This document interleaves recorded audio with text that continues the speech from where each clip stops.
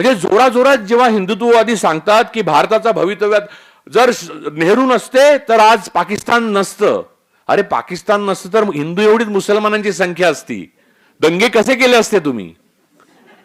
हिंदुत्व नावाची जी संकल्पना आहे ती राष्ट्र या संकल्पनेच्या विपरीत आहे. द्विराष्ट्रच्या थिअरीला पाठिंबा देणारी तीनच माणसं होती भारतात नेते. एक स्वातंत्र्यवीर विनायक दामोदर सावरकर असं ज्यांना म्हणतात ते, दुसरे श्यामाप्रसाद मुखर्जी ज्यांचं हल्ली नाव तुम्ही कधी कधी ऐकता, आणि तिसरे मोहम्मद अली जिना. हे जे भयंकराचं तुफान आलेलं आहे ना ते मला राजकीय दडपशाहीच्या पेक्षा भयानक वाटतं. मला असं वाटतं की राजकीय दडपशाही कधी झुगारून देता येते, कधी बदलता येतो राजकीय पटल, पण ह्या बायकांच्या डोक्यात शिरलेलं जे ब्राह्मणवादाचं भूत आहे. ठाण्यात नंतर माझा बराच काळ गेल्यामुळे कॉलेजचा काळ, आनंद दिघे काय होते हे मला चांगलंच माहिती आहे. धर्मवीर या चित्रपटाचा जवळचाही संबंध नाही आहे त्या आनंद दिघेंशी.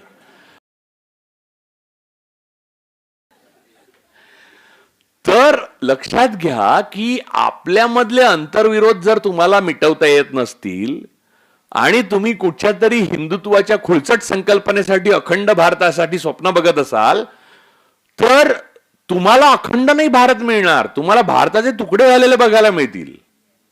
ही भीती आहे मला, कारण आहे तोच भारत अखंड आहे. म्हणजे जोराजोरात जेव्हा हिंदुत्ववादी सांगतात की भारताचा भवितव्यात जर नेहरू नसते तर आज पाकिस्तान नसतं. अरे पाकिस्तान नसतं तर हिंदू एवढीच मुसलमानांची संख्या असती. दंगे कसे केले असते तुम्ही? नेहरूमुळे 4 गोष्टी घडल्या. नेहरूमुळे संघावरची बंदी उठली जी सरदार पटेलांनी घातली होती. नेहरूंनी पत्र लिहिलेलं आहे सरदार पटेलांना की आपल्यासारख्या स्वतंत्र देशामध्ये, नवस्वतंत्र झालेल्या देशामध्ये काही वेगळी मतं असलेल्या आणि वेगळ्या आकांक्षा असलेल्या लोकांना फार काळ आपण बंदी घालून ठेवू शकत नाही, त्यामुळे त्यांच्यावरची बंदी उठवली पाहिजे असं मला वाटतं. त्याच्यावरनं वाद आहेत पटेल आणि नेहरूंचे, आणि नेहरू पंतप्रधान आणि नेहरूंच्या कार्यक्रमामुळे विजय झाला. नेहरू चुकीचे होते हे लोक म्हणतात ते अगदी योग्य आहे, आणि पटेल बरोबर होते हेही बरोबर आहे. या बाबतीत तर मला नेहमी पुन्हा पुन्हा वाटतं. ती पत्र मी प्रसिद्ध केली, माझा लेख आहे माझ्या ब्लॉगवर, नेहरूवरचा लेख आहे, त्याच्यात तो इंग्रजी लेखात तो पत्र, दोन्ही पत्र आहेत ती. तर मूळ मुद्दा हा आहे की या प्रकारची विचारसरणी जी आपण लॉजिकली विचार केला तर नेहरूमुळे जेवढा काश्मीर भारतात आलाय तेवढा आलाय. हा धार्मिक मुद्दा नाहीये, हा पॉलिटिकल मुद्दे आहेत सगळे. धार्मिक मुद्द्यांवर जेव्हा राजकारण उभं राहतं जे आज राहिलेलं आहे, हिंदुत्व आणि हिंदुइझम म्हणजे एक हिंदवीवाद असं मी ज्याला म्हणीन तो वेगळा. हिंदवीवाद म्हणजे एकंदरीत हिंदू आणि म्हणजे ब्राह्मण आणि इतर जाती मिळून जे लोक आहेत सर्व आपण, आणि आपल्या बरोबर असलेले सर्व इतर धर्मीय आहेत ते हिंदवी आहे. त्यामुळे हिंदवी स्वराज्य व्हावे तर ते हे असे व्हावे. हिंदुत्व नावाची जी संकल्पना आहे ती राष्ट्र या संकल्पनेच्या विपरीत आहे, आणि ती विपरीत अशासाठी आहे की ती मूलभूतच म्हणजे माझा व्यक्तिगत राग असल्यामुळे ती विरोधित झालेली नाही आहे. लक्षात घ्या, 2+2 = 4 असं राजू परुळेकर म्हणाले असं लिहून खाली दुसऱ्या दिवशी मला जर डिफॅमेशनची नोटीस येत असेल तर बरोबर आहे ती नोटीस, पण उत्तर मी एवढंच लिहिणार की मग मी काय लिहू, 5 लिहू का 3 लिहू, तुमची माफी मागू का? तर माफी मागण्याची एक मोठी परंपरा आहे, पण ती दुसऱ्या बाजूला आहे. तर मूळ मुद्दा हा आहे की या प्रकारचं जे धर्मावरचं राजकारण आहे ते भारत या संकल्पनेला मारक का आहे याचा आपण विचार केला पाहिजे. पहिली गोष्ट म्हणजे आपल्याला भारतापुरता जर विचार केला, मी इतर देशांचे पण तर त्याच्यात एवढे पॅराडॉक्स आहेत हिंदुत्व या संकल्पनेशी, ते मी आता मांडतो. एक, ही हिंदुत्व संकल्पनेच्या संघटना उभ्या करणं, त्यांचे मोर्चे काढणं, त्यांचे मार्च करणं, नंतर त्यांचे खेळ आणि इतर वगैरे शिक्षण असं काहीतरी नाव देऊन त्याला गणवेश पट्टे, शस्त्र पूजा वगैरे सगळं सुरू करणं, हे सगळं कोणाकडनं आलं तर डॉक्टर मुंजेने हिटलर आणि मुसोलिनीकडनं घेतलं. हिटलर हा मूलतः यहुदी विरोधी आणि त्याने ज्यूंचं जेनोसाइड केलं त्यासाठी प्रसिद्ध आहे. काळा इतिहास त्याचा एक आहे. आता या मुंजेने उभं केलेल्या अर्भकालात जे तारुण्य आणि सळसळ निर्माण झाली आणि ताकद आली ती त्यांनी यहुद्यांकडनं घेतली आहे, म्हणजे इस्रायलकडनं. म्हणजे मी नाना पालकरांचं लहानपणी आम्ही पुस्तक वाचायचो आणि मला पण खूप मजा वाटायची, छळाकडून इस्रायल छळाकडून बळाकडे. तर असं समजू नका की मी लहानपणी वाचलेलं नाहीये. हा, मीही लहान होतो आणि मीही वाचलेलं आहे. आणि प्रत्येक साधारणपणे सगळ्या म्हणजे तेंडुलकरांनी आपले स्वतः संघातले अनुभव लिहिलेले आहेत ना, तसे प्रत्येक ब्राह्मण कुटुंबातला मुलगा कधी ना कधी 4 दिवस संघात जाऊन येतो. तसा मीही जाऊन आलेलो आहे. हे मी आज पहिल्यांदा सांगतोय. माझा एक घोलप नावाचा मित्र होता. तो संध्याकाळी मला पहिल्यापासून संध्याकाळी खूप लो वाटतं, आजही वाटतं. मला संध्याकाळची कातर वाटते आणि त्याच्यावर खूप कविता लिहिल्या. त्याचा अर्थ मी कवी आहे असा नव्हे. तर संध्याकाळी मला असं वाईट, तर मला घोलप म्हणायचं, अरे चल आपण जाऊया. मी एक लहान म्हणजे कितवीत होतो, 6वीत होतो, 6वी का 7वीत होतो. तर मग आपण शाखेत जाऊया, मस्त मजा येते म्हणून. तर मला तेंडुलकरांनी लिहिलं ना तसंच अगदी, तो चकचकीत बेल्ट, ते बूट त्या घोलपचे आणि ते हे कवायत वगैरे, मजा वाटायची. आणि मी एकदम हडकुळा, म्हणजे माझा फ्रुटी नावाचा एक जे बॉक्स यायचा त्याचा स्ट्रॉ होता तेवढं माझं मनगट होतं. आणि कोणी दम देऊन जायचा मला, सुका दम किंवा ओला पण. म्हणजे तर मला असं वाटायचं की आपण खूप पॉवरफुल झालं पाहिजे, ताबडतोब तगडं झालं पाहिजे आणि हे असं बेल्ट बिल्ड लावून म्हणजेच आपलं सगळं निश्चित परफेक्ट होणार म्हणून. म्हणजे पोलीस रिटायर झालेल्या पोलीस अधिकाऱ्यांना भेटलं की कळतं की ते गणवेशात असताना कसे वागतात आणि वेगळे कसे वागतात ना. गोड वाटतं म्हणजे ते घरी भेटले की नाही का. तर ते स्टेशनात त्यांना भेटू नये पण, म्हणजे घरच्यांनी पण.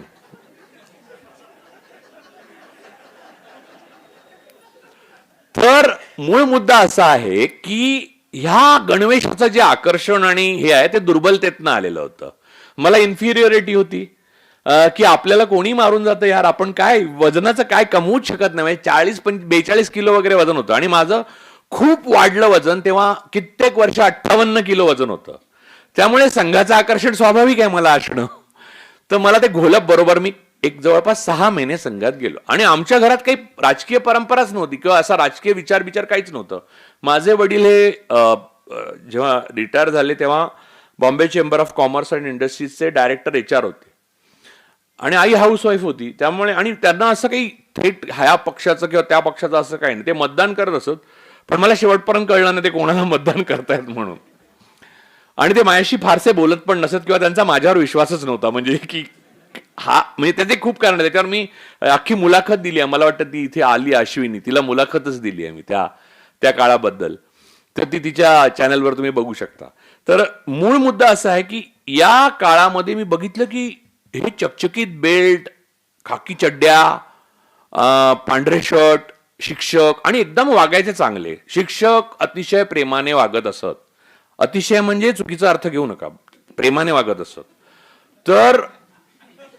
तर अहो, मुलांमध्ये प्रेमाने वागलं पाहिजे, असं काय करता तुम्ही. तर ते अतिशय प्रेमाने वागत असत आणि समजवायचे की उद्या ये हा बाळ, आला नाहीस का. मग घरी यायचे, बघायला यायचे.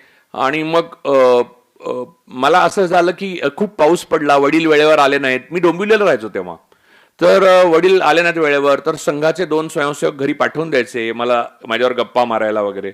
या लेवलला असं उत्तम पारिवारिक हे चाललेलं सगळं. अशामध्ये माझं वाचन वाढलं आणि मी गोडसेंची पुस्तकं वाचली, गोपाळ गोडसेंची. मला वाटलं काय हे गांधीजी मनुष्य होते. म्हणजे फारच डेंजरस, की भारताला फारच कॉम्प्लिकेटेड परिस्थितीत आणून सोडलंय माणसानं. माझी जन्मठेप पण वाचलं. लोकांचा असा समज आहे की मी बालपणापासून जन्माला आलो त्या क्षणी सावरकर विरोधी बोलायला लागलो, बोबडा. असं काही नाहीये. हा एक भ्रम आहे. माझी एव्होल्युशनची प्रोसेस आहे आणि ती भारतीय समाजामध्ये एका विशिष्ट वर्गामध्ये जन्माला आल्यावर अटळ आहे असं मला वाटतं. तर ह्यातच धर्मकारण लपलेलं आहे, हे लक्षात घ्या. तर मूळ मुद्दा हा होता की माझ्या गावी माझं जे बालपण गेलं तिथे पण ही पुस्तकं मी वाचली होती, पण तेव्हा मला जेवढी कळली नव्हती तेव्हा इथे आल्यावर कळली. आणि मग माझा एक स्वभाव आहे की हे पुस्तक वाचलं की त्याच्या विरोधातलं पुस्तक वाचायचं. हा स्वभाव कुठून आला हे मला माहित नाही, याचा उगम कुठे झाला मला आठवत नाही, खरं सांगतो. पण मी तशी पुस्तकं शोधायला सुरुवात केली. मी गांधीजींचं वाचायला सुरुवात केलं. ते तर भारीच कठीण. पहिले काय वाटलं माहितीये ना, गांधीजी फारच सोपं लिहितात म्हणून, आणि नंतर माझ्या लक्षात आलं हे फारच कठीण आहे म्हणून, की हे सोपं जे लिहिणं आहे. विनोबा पण तसेच लिहायचे, सोपं सोपं लिहायचे. साने गुरुजी लिहायचे. साने गुरुजी तर म्हणजे मराठीतले सर्वात असाधारण लेखक नाव घ्यायचं तर मी साने गुरुजींचं नाव घेईन. साने गुरुजींचं लिखाण जे आहे ते वाचताना नुसता तुम्हाला आनंदच मिळतो आणि तुम्हाला कुठेही भाषा वाचतो आहे असं वाटत नाही. ज्या पुस्तकाला कुठची भाषा वाचतो आहे न कळता तुम्ही रममाण होता ना, ते पुस्तक सुंदर. तसं गांधीजी लिहायचे. गांधीजींचं मी सगळ्या भाषांमध्ये हिंदी, गुजराती, मराठी, इंग्रजी सगळं वाचलेलं आहे, बऱ्याच भाषात. त्यांचं कुठच्याच भाषेमध्ये कॉम्प्लिकेटेड गोष्टी नव्हत्या. गांधीजी हे एका ओळीत जर स्पष्ट करायचे झाले तर अत्यंत धार्मिक माणूस, पण आयुष्यात कुठच्याही देवासमोर डोकं ठेवताना त्याचा एकही फोटो नाही असा होता. दाखवा मला कोणत्याही बाबा, बुवा किंवा देवासमोर एका देवाची प्रार्थना करताना किंवा धार्मिक स्थळावर जाऊन प्रार्थना करताना गांधीजींचा फोटो नाही, किंबहुना त्यांच्या आयुष्यात तसा उल्लेखच नाही.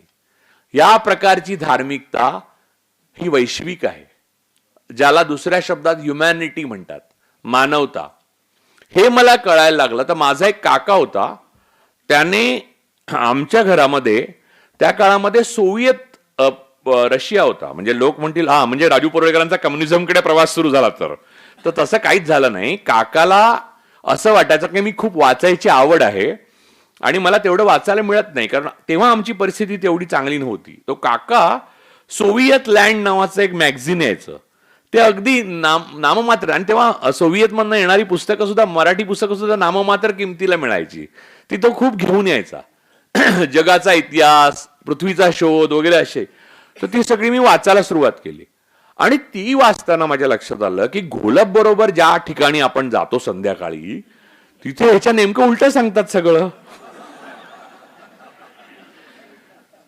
म्हणजे गॅलिलिओला जसं वाटलं असेल एक दिवशी, तसं मला 7वीत वाटलं की पृथ्वी सूर्याभोवती फिरत नाही, सूर्य पृथ्वीभोवती फिरतो, असं संध्याकाळी सांगणारी माणसं आपल्याला भेटतात. असं लक्षात आल्यावर मी जाणं बंद केलं. अर्थात पुढची प्रोसेस सगळी झालीच, म्हणजे ते एक फॉर्मॅलिटी, कंप्लायन्सेस संघाचे आहेत ते पूर्ण करावेच लागतात. शिक्षक 2दा घरी येतात, 2 स्वयंसेवक येतात, तुम्हाला विचारतात बाळा काही बरं वाटलं नाही का, आजारी आहेस का, नाही, खूप काय काय करतात. म्हणजे खूप काय काय म्हणजे चांगल्या अर्थाने. त्या काळात तेवढ्या गोमूत्राचं प्रमाण नव्हतं, नाही तर तेही पाजलं असतं मला. हल्ली गोमूत्राचं फार झालंय बुवा. तर म्हणजे वासरांना पण आश्चर्य वाटत असेल की आपल्या आईची मुती आवडणारी ही प्राणी संस्था कुठची आहे म्हणून, आपण दूध पित असताना.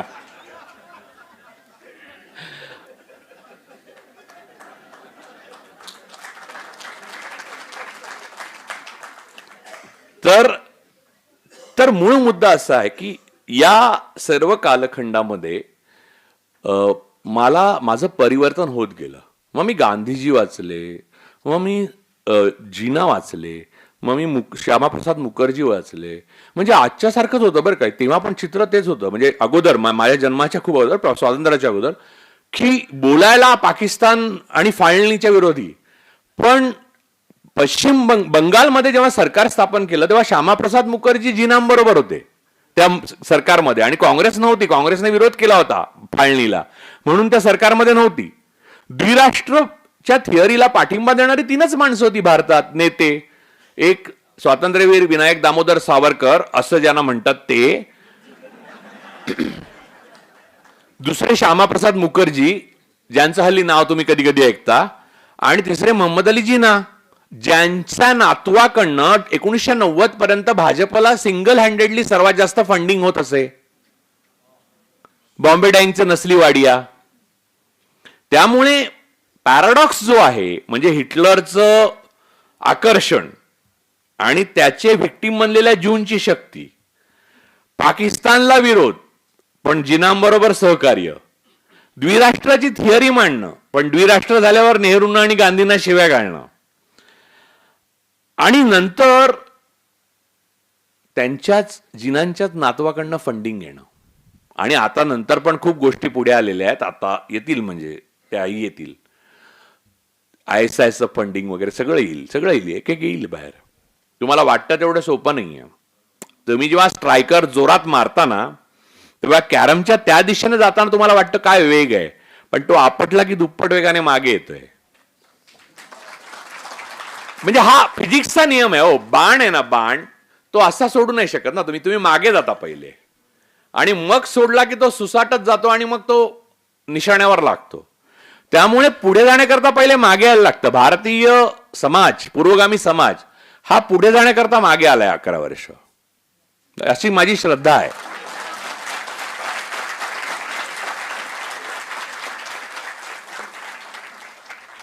तर आता मूळ मुद्दा की हे धर्मकारण, हा ब्राह्मण धर्म आहे, त्याच्यावर मग मला प्रश्न पडला की हरिभाऊंचा आणि माझा जिथे नाळ जुडली ती ही की तो नाही का माझा लेख प्रसिद्ध झाल्यावर हरिभाऊ खूप खुश झाले होते.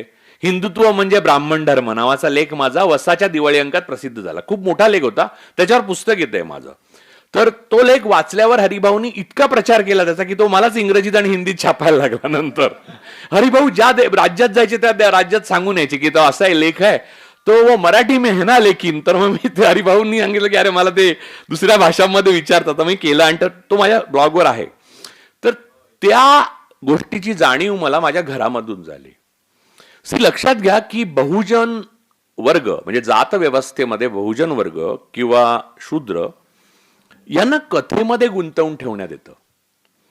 म्हणून आज ज्या कथा सांगितल्या जातात किंवा कथाकार अनिरुद्धाचार्य, कथाकार ढमका, कथाकार टमका वगैरे, तर हे कथा कुठून आलं माहितीये का तुम्हाला? जे राजर्षी शाहू महाराजांचं पुराणोक्त प्रकरण आहे ना, तर पुराण म्हणजे कथा. वेदात आणि उपनिषदात कथा नाही आहेत, ते ब्राह्मणांसाठी आहे. त्यामुळे आमच्याकडे जे अग्निहोत्र व्हायचं ते वेदोक्त असायचं. त्यामुळे आमच्याकडे सत्यनारायणाची पूजा मला लहानपणी तर आठवतच नाही, नंतर कधी केली असेल वडिलांनी तर मला 1-2दा आठवतं. कारण नंतर तर 26 जानेवारीला सायंटिफिक टेम्परामेंट असं लिहिलेलं संविधान दिनीच करायला लागले काँग्रेसवाले सत्यनारायणाची पूजा ऑफिसमध्ये. त्याचे प्रसाद मी खाल्लेले आहेत, अर्थात शिरा चांगला असतो. प्रसादाचा शिरा हा नेहमी चांगला असतो कारण तो कमी मिळतो. तर मूळ मुद्दा असा आहे की या प्रकारचा जो भेद आहे तो भेद टिकवून हिंदुत्व नावाची संकल्पना एका आधुनिक रिपब्लिक, मॉडर्न रिपब्लिक म्हणजे नेहरू, डॉक्टर बाबासाहेब आंबेडकर, सरदार वल्लभभाई पटेल, मौलाना अबुल कलाम आझाद यांच्यात खूप मतमतांतर आणि वेगळी, पण त्यांचं एक नक्की होतं सगळ्यांचं की India should be a modern Republic. Bharat हे एक आधुनिक रिपब्लिक झालंच पाहिजे, गणराज्य. आणि आपण गणराज्य आहोत, आपण एकसंध असं काही नाहीये. One one one one one काही नाहीये. वन फक्त वनच आहे. वन टेलिप्रॉम्प्टर पण नाहीये. इथे एक टेलिप्रॉम्प्टर आणि इथे एक टेलिप्रॉम्प्टर. Teleprompter, 2 teleprompter 1 leader. आणि नॉन बायोलॉजिकल का असतात प्राईम मिनिस्टर? कारण ते टेलिप्रॉम्प्टर असतात. तर मूळ मुद्दा असा आहे की या प्रकारचा जो भेद आहे आपल्यामध्ये, तो भेद मिटवण्याकरता असंख्य समाज शास्त्रज्ञांनी, समाज सुधारकांनी, आता तुम्हाला सांगतो म्हणजे अज्ञानाचं महापूर मी किती वेळा बोललोय. हे उदाहरण या पुण्यामध्ये इथेच येऊन किती वेळा बोललोय, पण मला प्रत्येक वेळी राहवत नाही. तो मधला ब्रिज आहे ना, फ्लायओव्हर, त्याच्या खाली वेगवेगळी पुस्तकं रंगवण्याची एक आनंदाची गोष्ट इथल्या मला वाटतं स्थानिक भारतीय जनता पक्षाच्या लोकांना झालेली आहे. पण त्यांना दुर्बुद्धी ही झाली की त्याच्यात इरावती कर्व्यांचा आमची संस्कृती, त्यांना वाटलं आमची संस्कृती म्हणजे काहीतरी चांगलं तुळशी वृंदावन वगैरे असणार. ते पुस्तक जाहीर जर वाचून दाखवलं त्याच पुलाखाली तर पोलीस ठोकून काढतील. गृहमंत्र्यांचा फोन येईल फडणवीसांचा की प्लीज ते आमची संस्कृती पुस्तक आवरा ताबडतोब. तर ते पुस्तक रंगवलंय. म्हणून असेच धर्मग्रंथांचा प्रचार बहुजनांमध्ये असाच झालाय. जी वाचलेलीच नाही आहेत ना ती पुण्यप्रद आहे. नाही वाचलं की सगळंच चांगलं असतं. एखादा मोठा ग्रंथ मी घेऊन चाललो तर लोकांना वाटणार काय ज्ञानी माणूस आहे. तुम्हाला लक्षात घ्या की पवार साहेबांकडे कायम फाईल्स असतात. आता तुम्ही लक्षात घ्या की असं काही आहे का की तुम्ही राजकारणी आहात किंवा तुम्ही खूप ऍडमिनिस्ट्रेशन करता म्हणजे फाईल अशाच ठेवल्या पाहिजेत कायम उराशी कवटाळून, अशी काही गरज नाही ना. म्हणजे मी नेहरूंचे अशा घरी फोटो बघितलेत का तुम्ही की नेहरूंनी खूप फाईल क्लिअर केल्या, त्या अशा फाईल आहेत वगैरे. अर्थात जी माणसं लहान माणसांची नावं लक्षात ठेवतात आणि मोठ्या माणसांची कामं त्यांच्या फायली जवळ ठेवतात, हेही लक्षात ठेवा. तर मूळ मुद्दा असा आहे की असं एखादं पुस्तक किंवा फाईल किंवा हे आपल्या सबकॉन्शियसला सुखावतं की वा वा. म्हणजे आता कसं की मी इथे बघतो पुण्यामध्ये मराठा कुटुंबांमध्ये गुरुचरित्राची पारायणं होतात व्यवस्थित, आणि मराठा समाजाला लवकरात लवकर ब्राह्मण होण्याची घाई झालेली आहे, जे ते होणार नाहीत कारण ते शूद्र आहेत हेच ब्राह्मणांचं मत आहे, पण त्यांची मदत घेतली पाहिजे हेही मत आहे. आता मूळ मुद्दा हा आहे की जे ग्रंथ वाचताना सुद्धा तुम्ही वाचत नाही तर तुम्ही वाचणार कसे. त्यामुळे हे जे भयंकराचं तुफान आलेलं आहे ना, ते मला राजकीय दडपशाहीच्या पेक्षा भयानक वाटतं. मला असं वाटतं की राजकीय दडपशाही कधी झुगारून देता येते, कधी बदलता येतो राजकीय पटल, पण ह्या बायकांच्या डोक्यात शिरलेलं जे ब्राह्मणवादाचं भूत आहे, गुरुवारचे मार्गशीर्षाचे गुरुवार, मी सांगतो हिंदू धर्मातली सर्वात तरुण देवी कोण, तर संतोषी माता. 1975 साली आला पिक्चर. कारण त्याच्या अगोदर असा कुठे उल्लेखच नाहीये.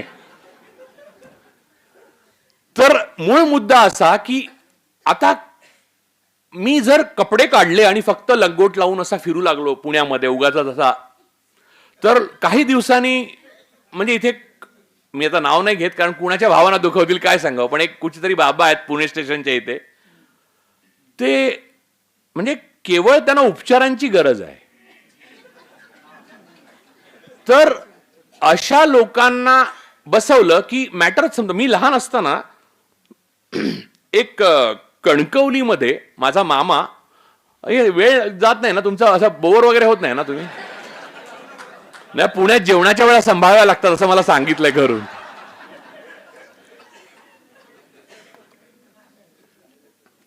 नाही आहे माझ्याकडे पाणी आहे. तर मी गेल्यावर गोमूत्र पण शिंपडणार ना. हा तर कणकवलीला माझा मामा माझ्या एका महाराजांकडे घेऊन गेला. म्हणजे आपली व्यवस्था कशी काम करते धार्मिक, आता जे खूप बाबाबुवांचं पेव फुटलंय ना, त्याचं कारण हे आहे की ते राजकारण पोषक आहे. म्हणजे ते अत्यंत कुटीलपणे फॅसिझमचा प्रचार करतात, पण ते त्यांना पण माहित असतं अशातला भाग नाहीये. त्यांचं दुकान लावणाऱ्यांना पक्क माहिती असतं की काय चाललंय ते अय्याशी करायला मिळाली तर कोणाला नकोय ना. म्हणजे रोज जर 5 वेळा मला कपडे बदलायला मिळतायत आणि मला माझ्या दिमतीला एक अख्खं विमान देताय तुम्ही, तर मी काय मिसेसला MRS म्हणायला कधी तयार आहे हो. तुम्ही काही लिहा ना तिकडे. हे बघा, डोनाल्ड हे नाव ऐकल्यावर आता खोटं वाटतं काहीतरी, मला डोलांड हेच खरं वाटायला लागलंय. मी भीती अशी मला सतत वाटते अमेरिकेत जाऊन मी माझ्या डोनाल्ड नावाच्या मित्रांना डोलांड म्हणेन की काय. नाही तो समजून घेईल की नाही मुद्दा नाही हो, मला रात्री झोप येणार नाही की इंग्रजीमध्ये एखादं स्पेलिंग चुकलं. आपली मातृभाषा नाही अशी भाषा जरा चुकली की आपल्याला रुखरुख लागते. मला तेंडुलकर एकदा म्हणाले, जयप्रकाश नारायण स्वतःची इंग्रजी लिहिलेल्याची प्रूफ 3दा तपासायचे स्वतःच, उगाच चूक नको व्हायला, कारण जी आपली नाही ती आपली नसते ना भाषा. त्यामुळे मी डोलांड म्हटलं तर काय लफडं होईल असं मला सतत वाटतं, कारण ते इतकं बसलंय आता माझ्या डोक्यामध्ये फिट की काही हलूच शकत नाही. कदाचित त्याचाच राग असेल की आपल्याला 35 वेळा सीज फायरचा उल्लेख करण्यात आला की यार माझं नाव पण नीट नाही घेतलं.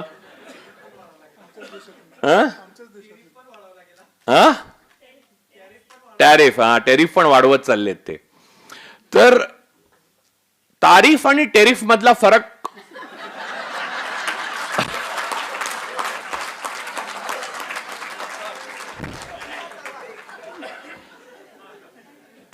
तर कणकवलीला ते महाराज होते, एक भालचंद्र महाराज म्हणायचे त्यांना नागडे बुवा असं सुद्धा म्हटलं जायचं, कारण ते नागडे नग्न असायचे. त्यांना काही कळायचं असं नाही, म्हणजे ते नवसाला पावायचे वगैरे. आणि बाहेर ना प्रचंड ग्लासेसची दुकानं लागलेली होती. मी मामाबरोबर लहान होतो, मी हार्डली तिसरीत असेन, पण मला आठवतंय. आणि ते असे सिगरेट असे आनंदी घ्यांसारखे पित असायचे. तुम्ही ते काय धर्मवीर आला तेव्हा बघितलं असल्यामुळे आनंदी घ्यांचा उल्लेख केला, कारण आनंदी घ्यानं पाहिलं नाही, त्या जास्त लोकांनी धर्मवीर पाहिलाय त्याच्यापेक्षा जास्त. कारण मी ठाण्यात नंतर माझा बराच काळ गेल्यामुळे, कॉलेजचा काळ, आनंदी घे काय होते हे मला चांगलंच माहिती आहे. धर्मवीर या चित्रपटाचा जवळचाही संबंध नाहीये त्या आनंदी घ्यांशी. असो, तर मूळ मुद्दा हा आहे की ते तसे असं सिगरेट ओढत बसलेले असायचे. तर मी आणि मामा गेलो, तर मामा म्हणला पाया पड. तर मला लहानपणापासून ना कोणाच्याही पाया पडायला आवडत नाही. आता हा गुण पण कुठून आला मला माहित नाही, कारण आमच्या घरात असं वातावरण आहे, आमच्या घरात दिसेल त्या मोठ्या माणसाच्या पाया पडा, हे असल्या धंदे करायची खूप सवय होती. आदर हा काही मनात असतो यार, आदर हा तुमच्या वागण्यातनं दिसला पाहिजे. पाया पण नाही, नवीनच मला घाणेरडी संस्कृती वाटते. तेव्हापासून जो कणा वाकडा झालाय भारताचा तो सरळच होत नाहीये. हे पाया पडण्याचं प्रकरण, तर मी आपला पडलो पाया. तर माझा मामा आहे ना, नाही तोपर्यंत काय होतं, अगोदर रांग होती, प्रत्येक जण ग्लास द्यायचा बाबांना आणि बाबा ग्लास भिंतीवर फोडायचे. हा, हे स्वतःच चालू होतं खेळ. तर जेव्हा मामा पडला तर मामाने ग्लास दिलं, तर ते बाजूला टाकलं, त्याने झुरका घेतला आणि मामाच्या हातावर लावला, सिगरेट विझवली. त्याला लागलं जाम, पण तो ओरडला वगैरे नाही. त्यानं भक्तिभाव ना, श्रद्धा काही करू शकते माणसाला. वेडा, तुम्ही मोहरमच्या दिवशी बघा की रक्ताने माखलेले लोक श्रद्धेच्या जोरावर ते सहन करतात. कुठचाही धर्म असो, माझा धर्माचा कुठच्याही माझा हे नाहीये. मामा कळवळला आणि आम्ही घरी आलो. दुसऱ्या दिवशी आमच्या मामाची बढती झाली, तो डेप्युटी कलेक्टर झाला. आमच्या आजीने सगळ्यांना सांगितलं की नागडे बुवांनी सिगरेट लावली तेव्हा त्याला प्रमोशन मिळाला. सगळ्या गावाला जाऊन सांगितलं. अरे दुनियाभरचे लोक सिगरेट कधी लावतात त्यासाठी वेळ. आता माझ्या असं लक्षात आलं की अगोदर एक अंधश्रद्धा अशी पसरली होती की नागडे महाराजांनी ग्लास फोडला की बरकत येते. तर नागडे महाराजांना हे माहित नसणार ना, त्यांना काही कळायचंच नाही. त्यांना वाटायचं जो येतो तो ग्लास काय आणतो, म्हणून ते फोडत होते. शेवटी याही खेळाला ते कंटाळले आणि आम्हाला सिगरेटच लावली त्यांनी. हे भारतामधल्या बुवाबाजीचा शॉर्ट मध्ये मी तुम्हाला मॉरल ऑफ द स्टोरी सांगितली.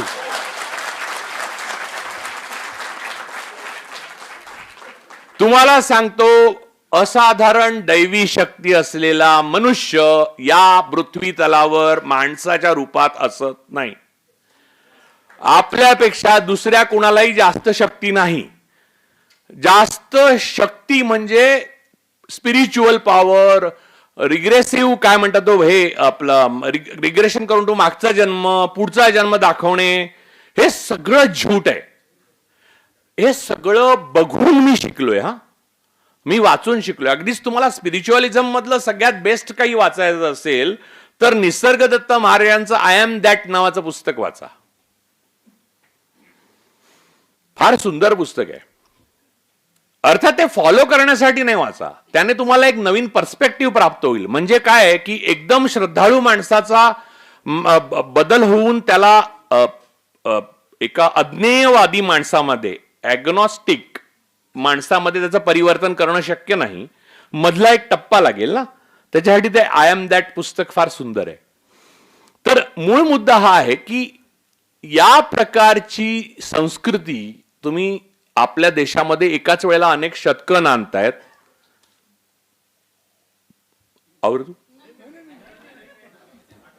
आपल्या देशात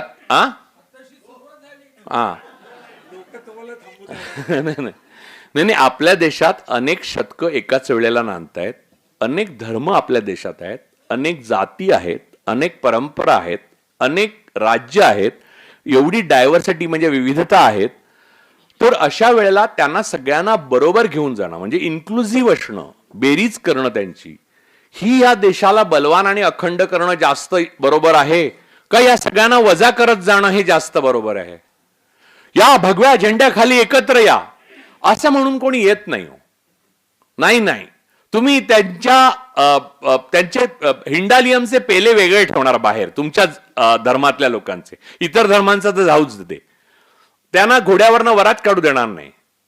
तुम्ही आपल्या गाडी मागे पंडित ठाकूर असं लिहिणार आणि सांगणार मात्र तुम्ही ह्याच्या खाली एकत्र या. बरं, भगवा हा शब्दच बुद्धांचा आहे. भगवा हे बुद्धांचंच नाव आहे. भगवावरनं भगवान, त्यामुळे भगवा हे हिंदूंशी काही संबंधित नाहीये. त्यामुळे भगवा टेरर हा शब्द वापरायला माझा विरोध आहे, कारण त्यातून बुद्धांना त्रास होतोय. म्हणजे बुद्धांच्या कार्यावर तो हा आहे. भगवा हा बुद्धांचं नावच आहे. भगवा त्याच्यावर पालीमध्ये अख्खं हे आहे. मूळ मुद्दा हा आहे की या प्रकारे तुम्ही देश एकत्र करू शकत नाही. अशा देशाला भवितव्य असणार नाही. तुम्ही रोज काहीतरी असं रिग्रेसिव्ह आणता. म्हणजे तुम्हाला सांगतो की मी ही गोष्ट पण अनेकदा सांगितलेली आहे, परत एकदा सांगतो. 2011 साली मी बनारसला होतो. तर बनारस विश्वविद्यालयाचे कुलगुरू आणि तेव्हाचे अजून आमचे 2-4 मित्र, सुप्रीम कोर्टाचे चीफ जस्टिस नाही, जज एक, आणि अजून काही वकील मित्र, असे आम्ही गप्पा मारत बसलेलो.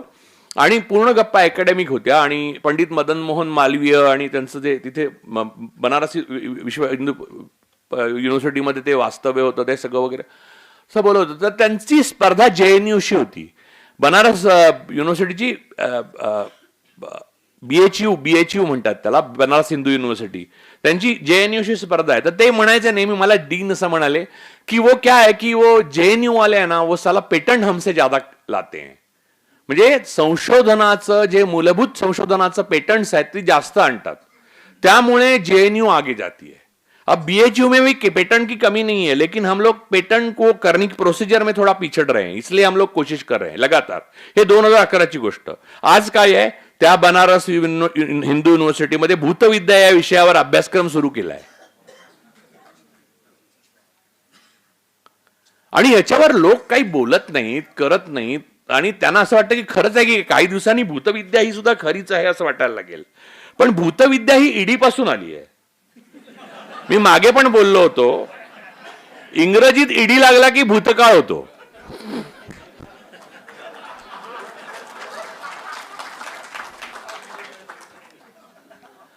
त्यामुळे अनेक बोलणारे लोक होते ते ईडीत गेले, त्याबरोबर भूतविद्या पुढे आली, त्याच्यावर त्यांनी बोलणं टाळलं.